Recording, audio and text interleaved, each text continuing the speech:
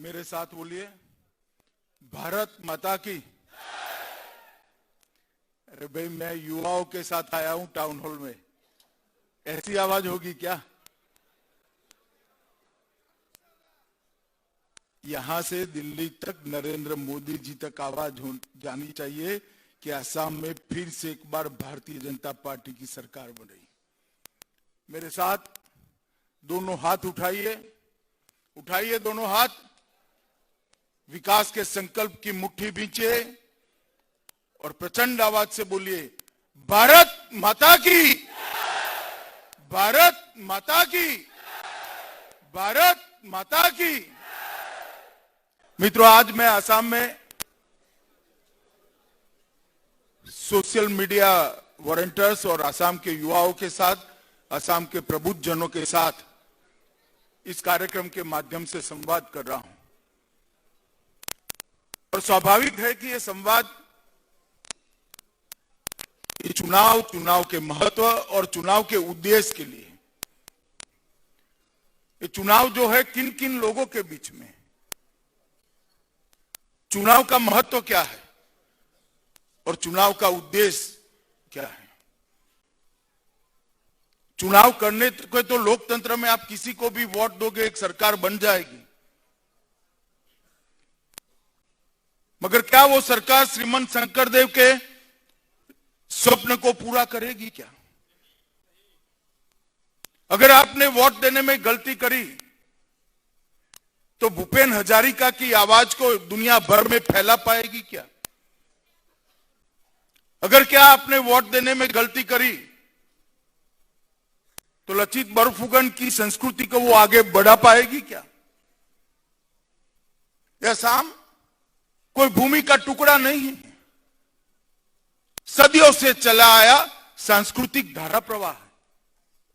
ये कोई जियो पॉलिटिकल राज्य नहीं है।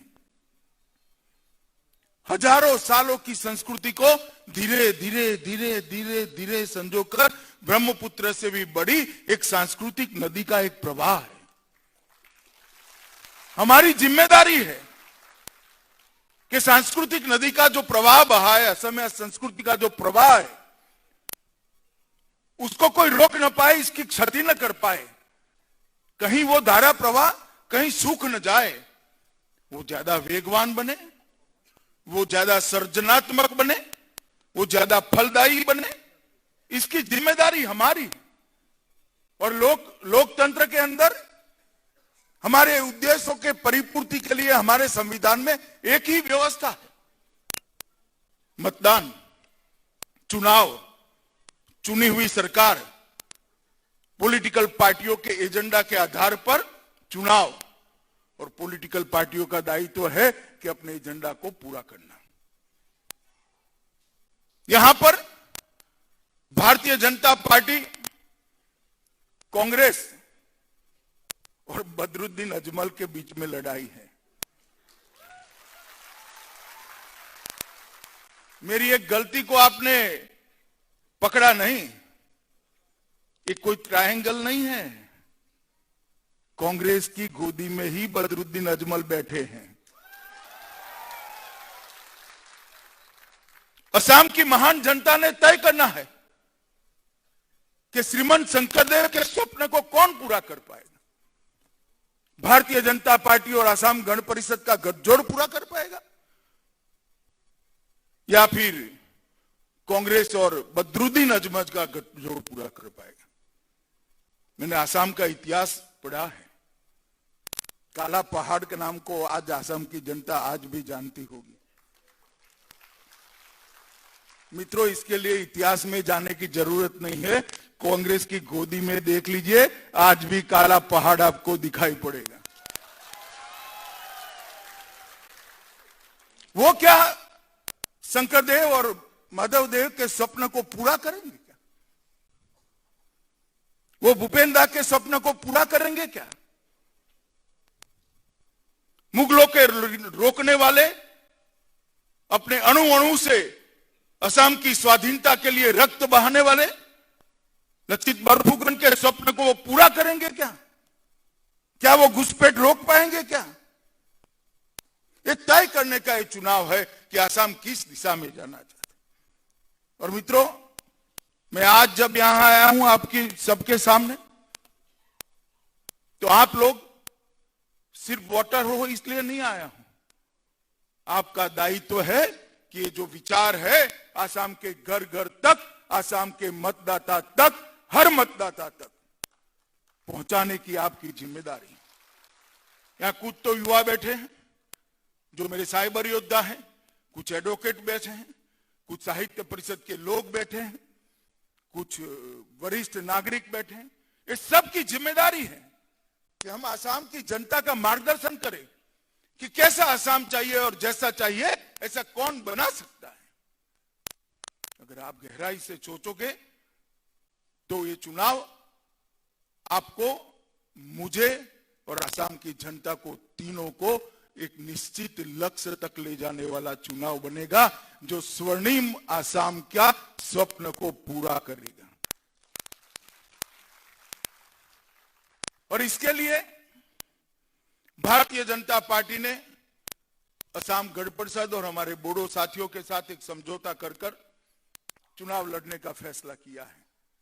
हमारे चुनाव लड़ने के 5 स्तंभ हैं: सुरक्षा और सम्मान, संस्कृति और सभ्यता, संस्कृति और जुड़ाव को मैं बाद में, समृद्धि और जुड़ाव इसको बाद में एक्सप्लेन करता हूं, शांति और संवाद, स्वनिर्भरता, आत्मनिर्भरता।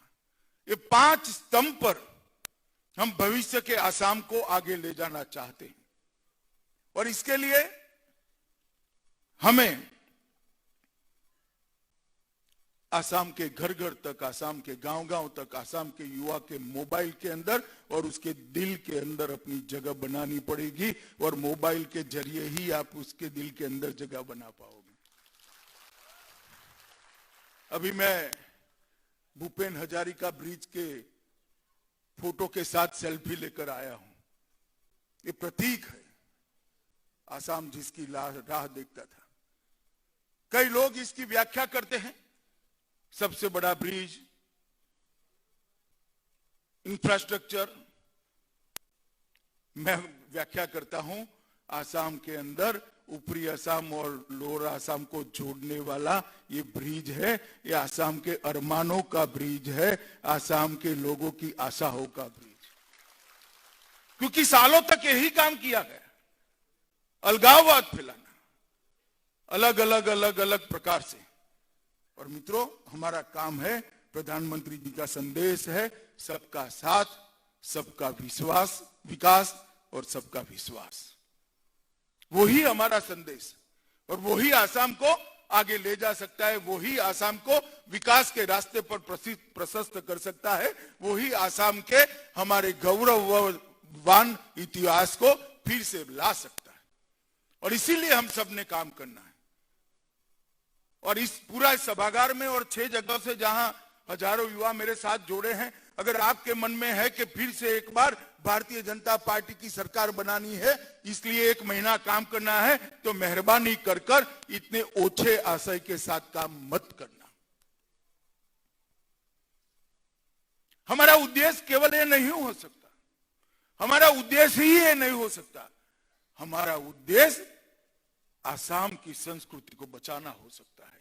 हमारा उद्देश्य आसाम के युवा को आसाम के बाहर रोजगारी के लिए न जाना पड़े, ऐसे आसाम को बनाना हो सकता। हमारा उद्देश्य समृद्ध आसाम की रचना का हो सकता। हमारा उद्देश्य आसाम की अनेक प्रकार की स्थानीय जनजातियों को और अनेक प्रकार के रहने वाले बासिंदों को जोड़ने वाली एक संस्कृति का निर्माण हमारा उद्देश्य हो सकता है। और ये उद्देश्य पूर्ति करने का साधन ये आसाम की भारतीय जनता पार्टी की सरकार हो सकती है। इसलिए जब काम करने निकलो, तब आप ये सोच कर निकलना कि आसाम के अंदर एक राष्ट्रवादी सरकार, आसाम के अंदर भारतीय जनता पार्टी की सरकार न केवल आसाम, पूरे उत्तर पूर्व को, पूरे नॉर्थ ईस्ट को देश के साथ जोड़ने का एक बहुत बड़ा राजमार्ग है, पूरे उत्तर पूर्व का। क्योंकि मैं तो यहां सब चुनाव लड़ाया हूं, मुझे याद है आसाम के अंदर आपने सरकार बना दी, आज 8 सरकारें नॉर्थ ईस्ट में नेडा की है। 8 सरकारें मोदी जी के नेतृत्व में चल रही है और बहुत लंबे समय के बाद ये हो रहा है। और उत्तर पूर्व देश के करीब करीब 8.5% भूभाग यहां पर है। इतना बड़ा भूभाग, देश की सीमाएं लगी हुई, देश की सुरक्षा इसके साथ जुड़ी हुई और देश के व्यापार का केंद्र भी आसाम बन सकता है। इसलिए आसाम का चुनाव ये कोई महज सरकारों को कंटिन्यू करने का चुनाव नहीं है, किसी को मुख्यमंत्री करने का चुनाव नहीं है, किसी को विधायक, किसी को मंत्री बनाने का चुनाव नहीं है। आसाम का चुनाव भारत के जीडीपी के अंदर आजादी के पूर्व उत्तर पूर्व का जो कंट्रीब्यूशन था वो कंट्रीब्यूशन वापिस सिद्ध करने का चुनाव है, आसाम को समृद्ध बनाने का चुनाव। और इसलिए मैं आप सबको कहने आया हूं कि हम आगे आने वाले दिनों में काउंटिंग तक पूरा समय आसाम के अंदर फिर से एक बार भारतीय जनता पार्टी की और साथियों की पूर्ण बहुमत की सरकार बने, इसके लिए हमने लगाना चाहिए। मित्रों, आंदोलन, हिंसा, भ्रष्टाचार, तुष्टीकरण, घुसपैठ, आतंकवाद, मानो 20-25 सालों से 80 के दशक से हम मानते ही नहीं थे कि इसके बगैर आसाम हो सकता है क्या। कितने आंदोलन झेले, कितने हमारे आसाम के बेटे मारे गए, कितनी घुसपैठ हुई। आसाम की अस्मिता की बात करने वाले घुसपैठ रोक पाए क्या? घुसपैठ नहीं रोक सकते हो, आसाम की अस्मिता को क्या खाक बचाओगे? और आपकी गोदी में जब अजमल बैठा है और आसाम की अस्मिता की बात करते हो, शर्म नहीं आती आपको? किस मुंह से बात कर रहे हैं? आतंकवाद, आसाम के अंदर आए दिन गोलियां चलती थी, जनजीवन ठप हो जाता था, कर्फ्यू लगे रहते थे और मित्रों भ्रष्टाचार की कोई सीमा नहीं रहती। मैं आज आपको दावे से कह सकता हूं 5 साल हमने ऐसी सरकार चलाई है जिस पर भ्रष्टाचार का आरोप विपक्ष भी नहीं लगा सकता। एक पारदर्शी और प्रामाणिक सरकार हमने चलाई और घुसपैठ के अंदर भी रोक ली है। मित्रों, मैंने पहले ही कहा कि असमिया संस्कृति की पहचान और उसके संरक्षण की ये लड़ाई है। मित्रों, जो हमारा महागठबंधन है इसके लिए असमिया संस्कृति और उसका संरक्षण एक महत्वपूर्ण बिंदु है। मित्रों, कांग्रेस और बदरुद्दीन अजमल, आप किसी को भी नींद में से उठाकर पूछ लो, वो तुरंत कहेगा कि ये लोग असमिया संस्कृति की रक्षा नहीं कर सकते, नहीं कर सकते, क्योंकि इनके कंधे पर बैठकर ही अगर वो सत्ता में आए तो कल फिर से एक बार घुसपैठ होनी है जो अपने पैरों के तले असम की संस्कृति को रौंदेगी, असम के साहित्य को खत्म करेगी, असम के संगीत को खत्म करेगी। और वो घुसपैठ रोकनी है तो भारतीय जनता पार्टी के अलावा कोई नहीं सकता। और कांग्रेस पार्टी निर्लज होकर एक और सेक्युलरिज्म की बात करते और दूसरी ओर यहां बदरुद्दीन अजमल के साथ बैठे, केरल के अंदर मुस्लिम लीग के साथ बैठे और बंगाल के अंदर फुरपुरा शरीफ के साथ बैठे। एक ऐसी सेक्युलर पार्टी है, मेरी तो समझ में ही नहीं आता। इनकी सेक्युलरिज्म की व्याख्या शायद दुनिया में यूनिक पद्धति की। और आज भी मैं बिल्कुल आसाम के युवाओं के साथ संवाद करता हूं तब वो कहते हैं कि साहब, कांग्रेस के साथ बदरुद्दीन अजमल को देखकर काला पहाड़ और सैयद सादुल्ला आज भी हमें याद आ रहा है, जिसने आसाम के अंदर धर्म परिवर्तन को वेग दिया था। ये आसाम की संस्कृति की रक्षा नहीं कर सकते, आसाम की अस्मिता की रक्षा नहीं कर सकते। आसाम की अस्मिता की रक्षा अगर कोई कर सकता है तो केवल और केवल भारतीय जनता पार्टी कर सकती है और ये कर हमने बताया है। भूपेंद्र पूरे नॉर्थ ईस्ट की आवाज बने और विशेषकर असम की आवाज बने। दुनिया भर में असम के साहित्य और संगीत को, असम की कला को उन्होंने दुनिया भर में पहुंचाया। 15 साल तक कांग्रेस की सरकार रही साहब, भूपेन हजारिका को भारत रत्न देना उनको याद नहीं आया। नरेंद्र मोदी सरकार ने पहली ही टर्म में भूपेन हजारिका को भारत रत्न दे दिया। असम के सत्र के अंदर मैं अभी शंकर देव जी के सत्र में जाकर आया, पूरी जमीन, पूरी भूमि घुसपैठियों ने कब्जे करी थी, मगर वो खाली नहीं कराती क्योंकि उनमें उनकी वोट बैंक छुपी हुई है। भारतीय जनता पार्टी की सरकार है जिसने भदरवा सत्र के अंदर घुसपैठियों की भूमि को खाली कराकर आज फिर से नामगढ़ को प्रतिष्ठित करने का काम ये भारतीय जनता पार्टी ने किया। और बदरुद्दीन की भाषा तो सुनिए, और कांग्रेस कहती है भाषा सुधारो वरना हम आपके साथ नहीं रहेंगे। भैया किसने रोका है आपको? आज ही छोड़ दो, भाषा तो उसकी वही है, इतने सालों से है, मगर कहते भाषा सुधारिए वरना हम आपके साथ नहीं रहेंगे। किसको मूर्ख बना रहे हो भाई? आसाम की जनता को इस तरह से आप मूर्ख नहीं बना सकते। आसाम की जनता आपके सत्ता लोभ को जानती है। जो कांग्रेस के नेता गोगोई साहब चुनाव जीतने के लिए कहते थे कि अजमल कौन है, उनके बेटे आज ही अजमल के साथ मंच साझा करने में शर्म महसूस नहीं कर रहे हैं, क्योंकि सत्ता प्राप्त करनी है। सत्ता का जरिया क्या? ये सत्ता का जरिया हो सकता है क्या मित्रों? और जिस प्रकार से यहां पर जनसंख्या के में बदलाव हो रहा है वो रोकना है, तो यहां पर एक बार भारतीय जनता पार्टी की सरकार को फिर से लाना पड़ेगा। मित्रों, आंदोलन मुक्त आसाम ये हमारा महत्वपूर्ण मुद्दा है। संस्कृति की संरक्षण के साथ, संस्कृति के जुड़ाव के साथ आंदोलन मुक्त आसाम भी हमारा बहुत महत्वपूर्ण मुद्दा है। कितने साल आंदोलन किया, अलग अलग मुद्दों पे हमें भटका दिया गया, ये नहीं है, वो नहीं है, इसके लिए उसके लिए। क्या हुआ?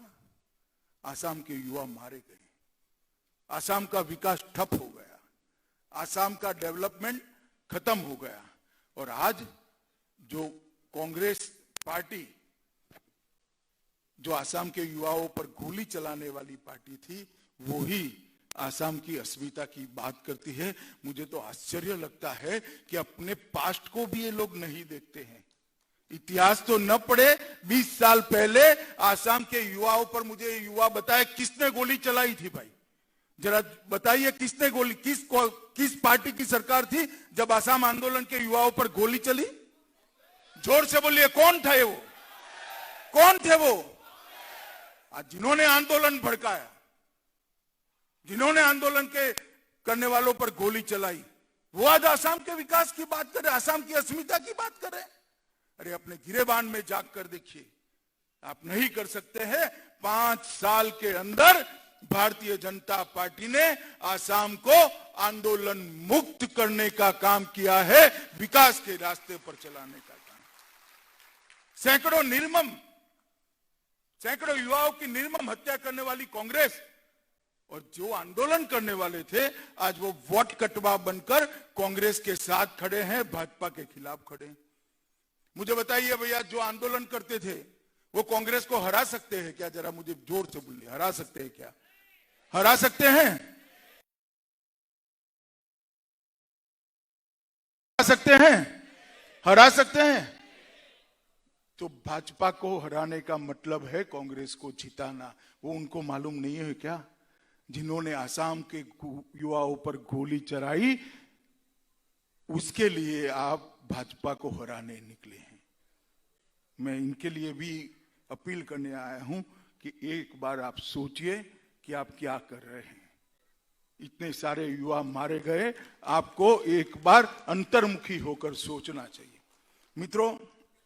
और भाजपा के अभी जिस प्रकार से 5 साल हमारी सरकार चली है, मुझे कहते हुए गर्व है कि भारतीय जनता पार्टी टिकट पर आसाम साहित्य सभा के पूर्व अध्यक्ष चुनाव लड़कर पूरे आसाम को एक संदेश दिया है कि अब साहित्य, संस्कृति और संगीत तीनों का रक्षण अगर कोई कर सकता है तो भारतीय जनता पार्टी कर सकती है।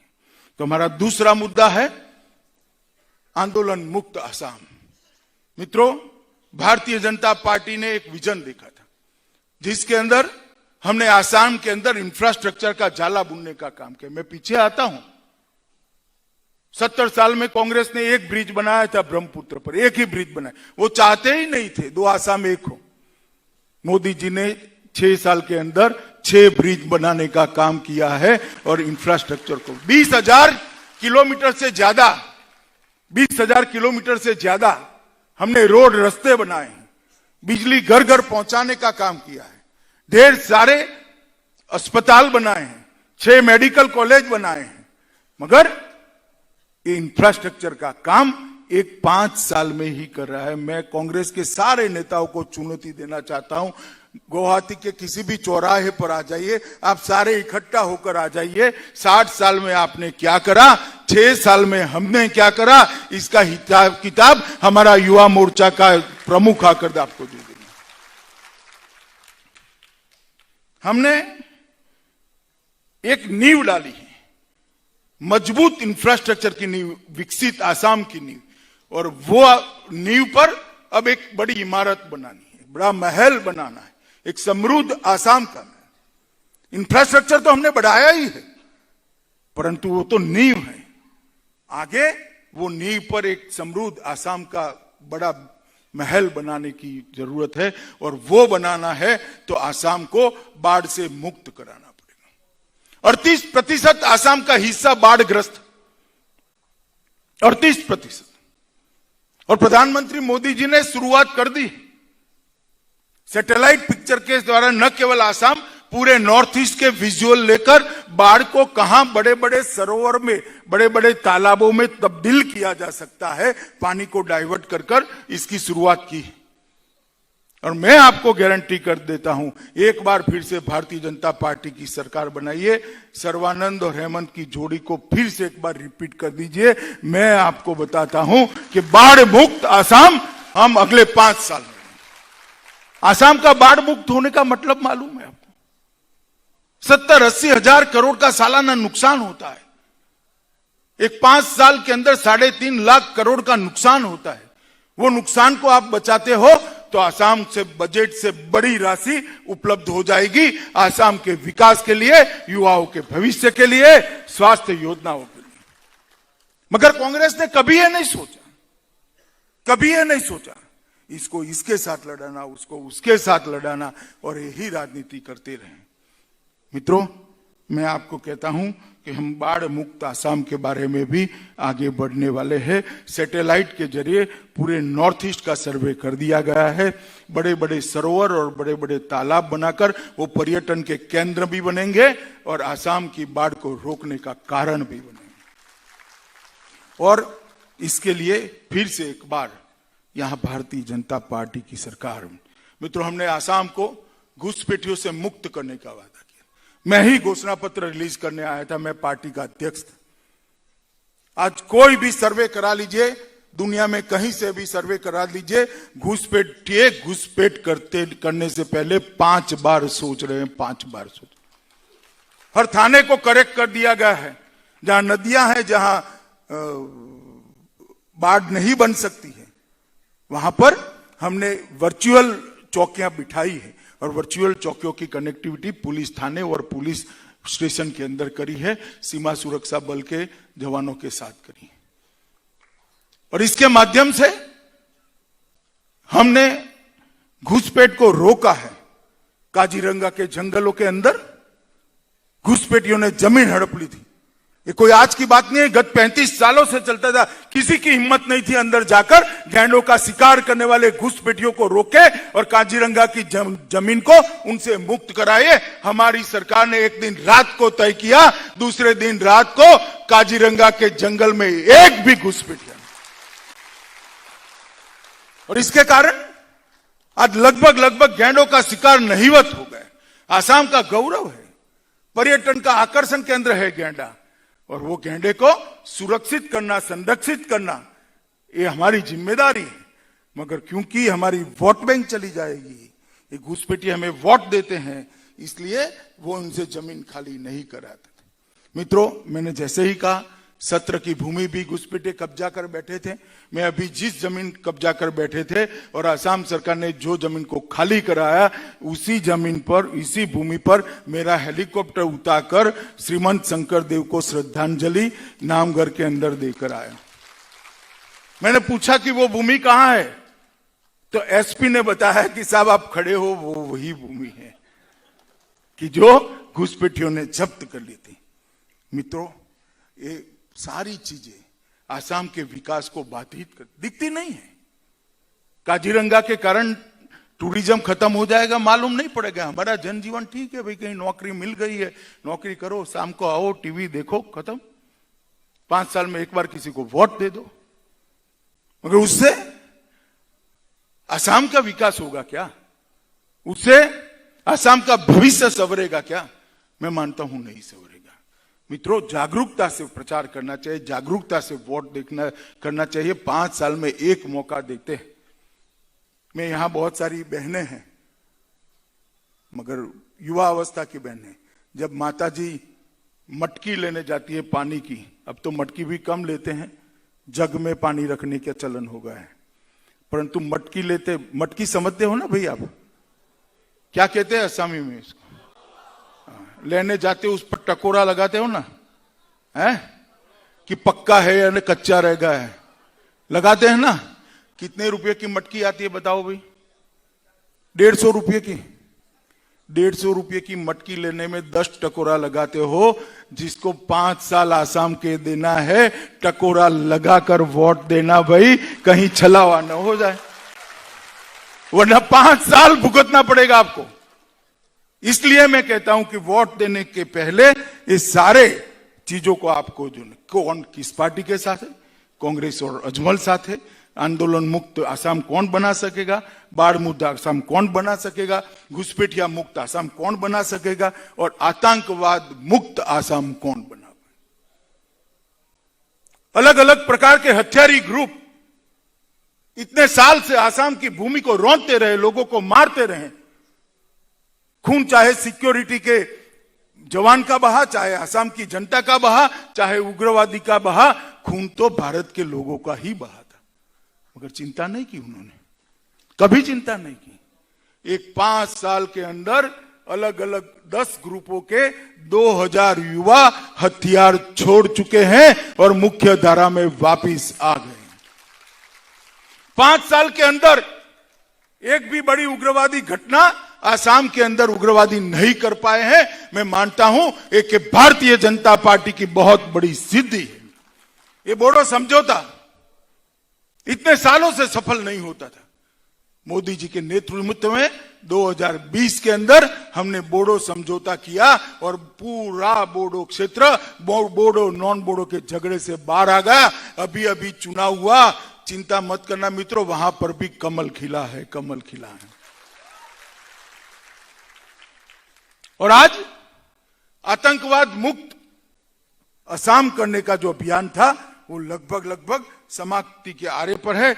2000 से ज्यादा लोगों ने 1600 से ज्यादा हथियार जमीन पर डालकर सरेंडर किया है। हमारा कार्बी और आंगलोंग शांति समझौता भी हो गया है, उन्होंने हथियार तो डाल ही दिए हैं। इलेक्शन कमीशन की परमिशन मिलेगी तब समझौता भी हो जाएगा। एक और बड़ा जिला आज आतंकवाद मुक्त हो जाएगा मित्रों। धीरे धीरे कर पूरे आसाम को आतंकवाद मुक्त बनाने का मोदी जी का स्वप्न है, वो हमने लगभग 5 साल के अंदर भी पूरा किया है। और छोटी मोटी जो कसर बाकी है, मुझे तो भरोसा है भारतीय जनता पार्टी की सरकार बनने वाली है। जो कसर बाकी है पहले ही साल में समाप्त कर आसाम को आतंकवाद मुक्त आसाम बनाने का काम ये भारतीय जनता पार्टी की सरकार। कांग्रेस ने अपने स्वभाव के अनुरूप 2 काम किए। परिवारवाद की राजनीति चलाई, तोड़ो और राज करो, विवाद झगड़ा लगाओ और राज करो की नीति अपनाई। उन्होंने असामी बोलने वाले लोग और बांग्ला भाषियों को लड़वाया, प्लेन्स और हिल्स को लड़वाया, अपर आसाम और लोअर आसाम को लड़ाया। मगर इस सब के पीछे मकसद क्या? मकसद यही था कि ये सारे झगड़े होते रहे और वो आराम से राज करते रहे। उनको मालूम नहीं था कि यहां तक भारतीय जनता पार्टी पहुंच जाएगी। मित्रों, आपने एक बड़ा फैसला किया, भारतीय जनता पार्टी को पूर्ण बहुमत की सरकार दी। 5 साल के अंदर हमने सारे झगड़े को समाप्त कर आसाम के अंदर शांति, सुख, समृद्धि लाने का रास्ता आज प्रशस्त कर दिया है। बोडोलैंड में शांति है, कार्बी आंगलोंग में शांति है, आसाम के अंदर शांति है। और इस शांति का रास्ता जो निकला है वो ही कर्फ्यू मुक्त आसाम बना सकता है, वो ही आंदोलन मुक्त आसाम बना सकता है मित्रों। और ये भारतीय जनता पार्टी ही कर सकती है। मित्रों, आसाम का गौरव है श्रीमंत शंकर देव की विचारधारा। ये वैष्णव संप्रदाय को श्रीमंत शंकर देव ने यहां पर भक्ति संप्रदाय को, वैष्णव संप्रदाय को आगे बढ़ाया, जिससे महात्मा गांधी स्वयं बहुत प्रभावित थे महात्मा गांधी।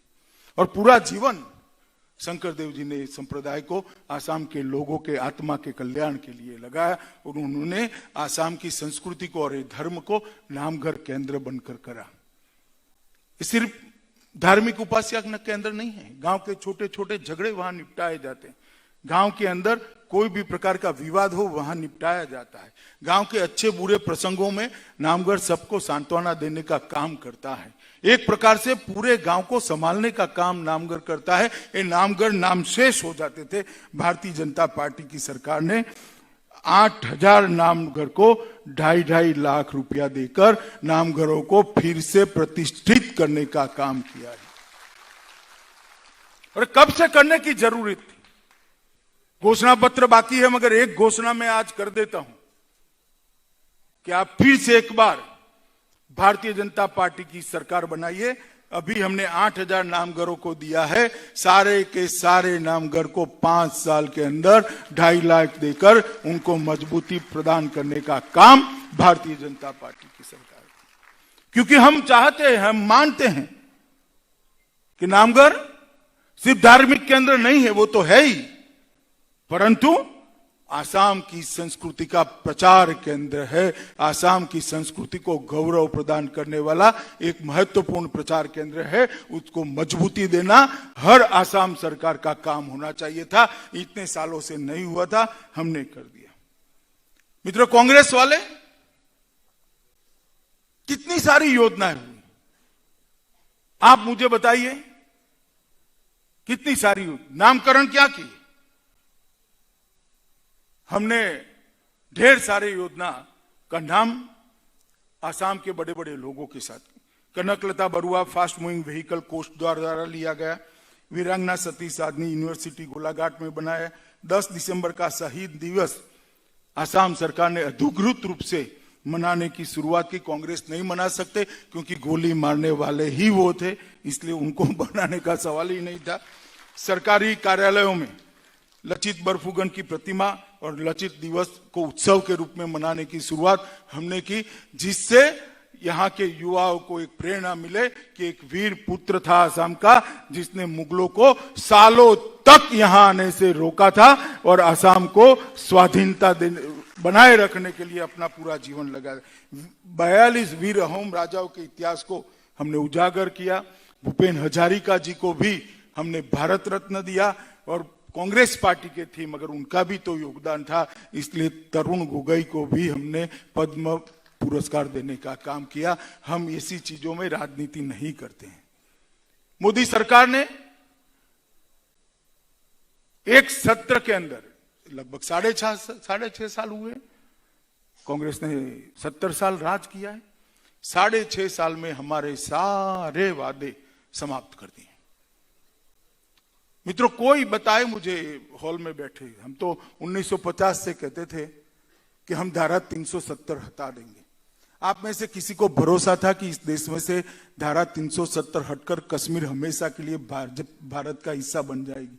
किसी को था? प्रामाणिकता से बताइए भैया, किसी को था? एक दिन सवेरे मोदी जी ने निर्णय किया 5 अगस्त 2019 को धारा 370 को संविधान से हटाकर हमेशा के लिए कश्मीर को भारत के साथ जोड़ने का। राम मंदिर 550 साल से लोग राह देखते थे कब अयोध्या की भूमि पर राम मंदिर बने। तारीख पे तारीख, तारीख पे तारीख, तारीख के तारीख, कभी फैसला नहीं आता था। आपने दोबारा मोदी जी को पूर्ण बहुमत दे दिया, उन्होंने निर्णय किया और आज मोदी जी के हाथ से ही पवित्र राम जन्मभूमि पर भव्य मंदिर के निर्माण की नींव रखने का काम समाप्त हो गया है। 2 ही साल में आसमान को छूता हुआ एक बहुत विशाल और भव्य राम मंदिर हम देखें। 3 तलाक का ऐतिहासिक फैसला कोई सोच सकता है कोई लेगा? कितने सालों से मुस्लिम बहनों पर इक्वालिटी के अंदर भेद होता था, उनको उनके अधिकार नहीं मिलते थे।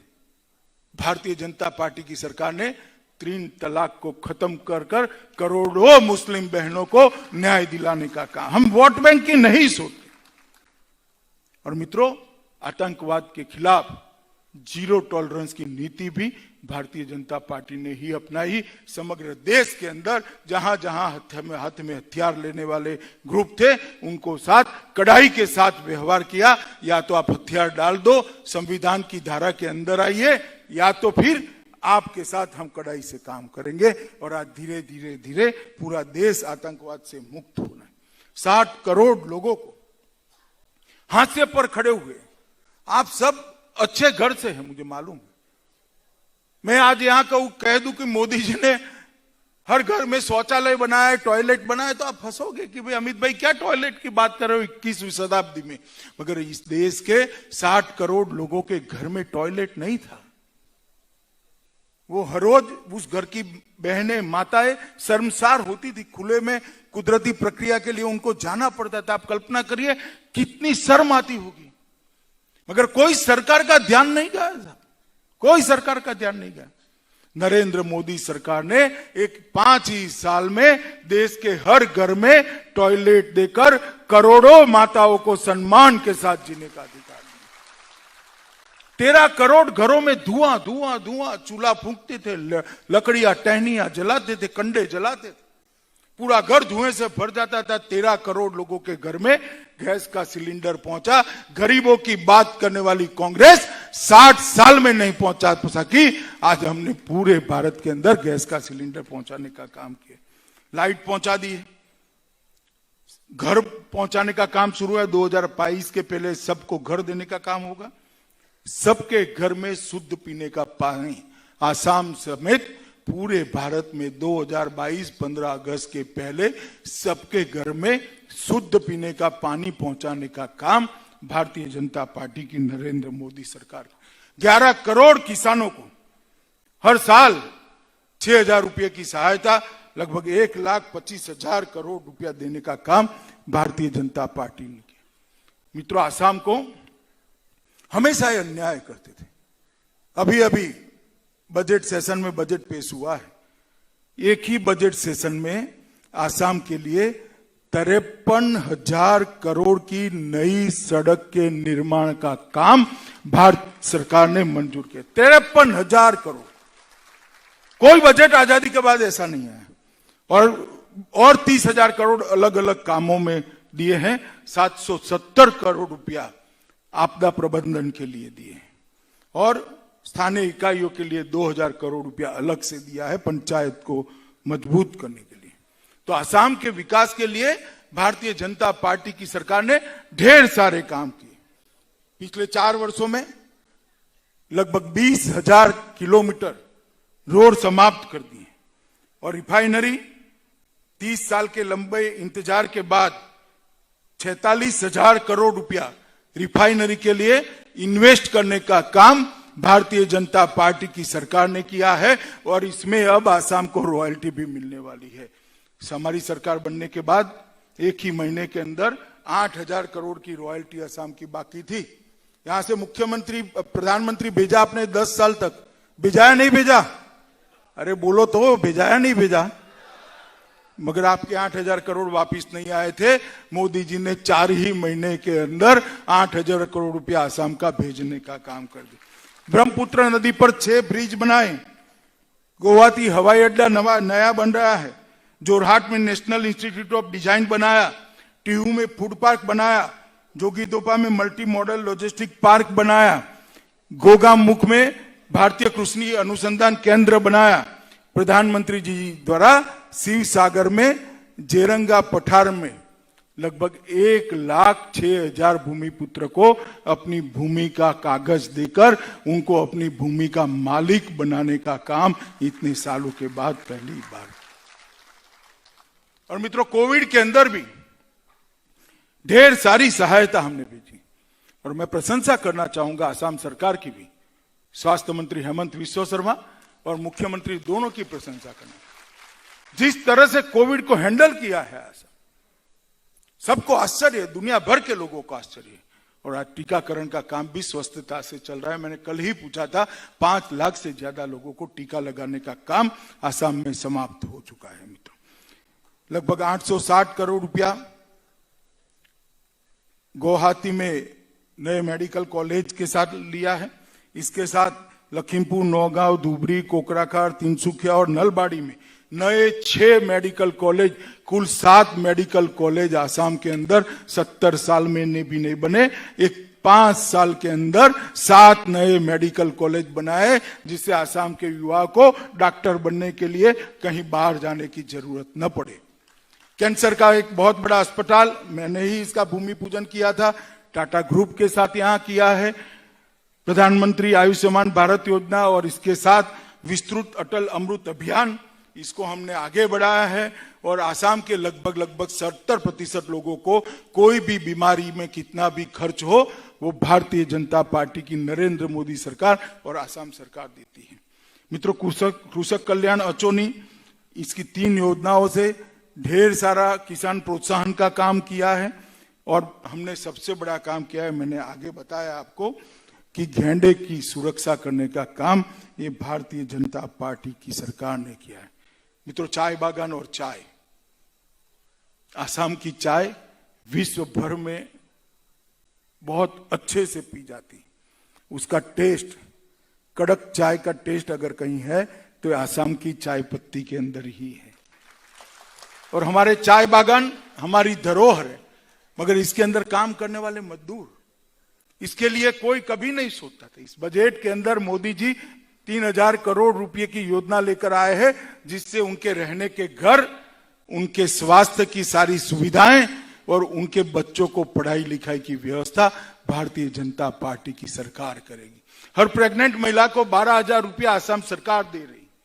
7.5 लाख चाय मजदूरों के डायरेक्ट बैंक अकाउंट खोलकर बिचौलिए के बगैर उनकी मजदूरी भ्रष्टाचार के बगैर उनके बैंक अकाउंट में सीधी आज जा रही है। और ढेर सारी योजनाएं, पोषण की योजनाएं भी हैं और बहुत सारी योजनाएं हैं जो उनके लिए हमने शुरू की है। मित्रों, मेरा इन शॉर्ट इतना ही कहना है कि एक चुनाव ये 2 पार्टियों के बीच का चुनाव नहीं है। ये चुनाव आसाम के विकास और आसाम के अंदर कर्फ्यू और आंदोलन का युग वापस लाने का चुनाव है। मुझे विश्वास है आसाम की जनता आसाम के विकास को चुनेगी। आसाम की जनता आतंकवाद मुक्त आसाम को चुनेगी। आसाम की जनता घुसपैठिए मुक्त आसाम को चुनेगी। आसाम की जनता बाढ़ मुक्त आसाम को चुनेगी और आसाम की जनता कर्फ्यू मुक्त आसाम को चुनेगी। मित्रों, ये संदेश लेकर मोदी जी का आप सबको हर घर में जाना है, हर परिवार में जाना है, हर युवा के पास जाना है और मतदान के दिन असम गण परिषद और भाजपा का चिन्ह है याद कर जहां पर जो भी प्रत्याशी हो उसको जिताने के लिए मशीन के अंदर बटन दबाना है। मगर ये तभी कर सकते हैं कि मेरे साइबर वॉरियर, साइबर योद्धा मेरे पूरा समय आसाम के चुनाव तक का आसाम के संदेश को पहुंचाने के लिए, मोदी जी के संदेश को पहुंचाने के लिए, भारतीय जनता पार्टी के संदेश को पहुंचाने के लिए दे। मुझे बताओ भाई, आप लोगों का मन बन रहा है क्या? जरा जोर से बोलो। आप लोग चुनाव तक एक निष्ठा से भाजपा के प्रचार के लिए काम करेंगे क्या? सुनाई नहीं पड़ता है भाई? करेंगे ना मित्रों? ये चुनाव आसाम के भविष्य का चुनाव है। ये चुनाव आसाम के गौरव का चुनाव है। ये चुनाव आसाम की भाषा, संस्कृति और संगीत को बचाने का चुनाव है। आसाम के साहित्य को बचाने का चुनाव है। कोई अजमल के साथ रहकर, बदरुद्दीन के साथ रहकर आसाम की अस्मिता को नहीं बचा सकता। ये बात हमने घर घर पहुंचानी है। मैं आशा करता हूं कि आज जो लोग टाउन हॉल के अंदर है वो और जो लोग वर्चुअल रूप से मुझे देख रहे हैं, मेरी बात को सुन रहे हैं, वो सभी लोग आने वाले दिनों के अंदर आसाम के विकास के लिए भारतीय जनता पार्टी को फिर एक बार आशीर्वाद देंगे और आशीर्वाद देने के लिए आसाम की जनता के लिए घर घर जाकर हमारा संदेश पहुंचाने का प्रयास करेंगे। आसाम की जनता भी फिर एक बार हमें आशीर्वाद दे। हम आतंकवाद मुक्त, कर्फ्यू मुक्त, हम घुसपैठिए मुक्त और बाढ़ मुक्त आसाम की रचना का आपको वादा करते हैं।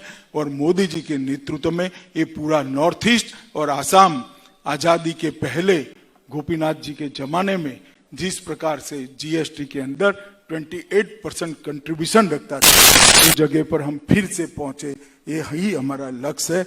आप सबका बहुत बहुत धन्यवाद। मेरे साथ फिर से एक बार दोनों हाथ उठाइए, विजय के संकल्प की मुट्ठी भींचिए और प्रचंड आवाज से बोलिए, भारत माता की, भारत माता की, भारत माता की, वंदे वंदे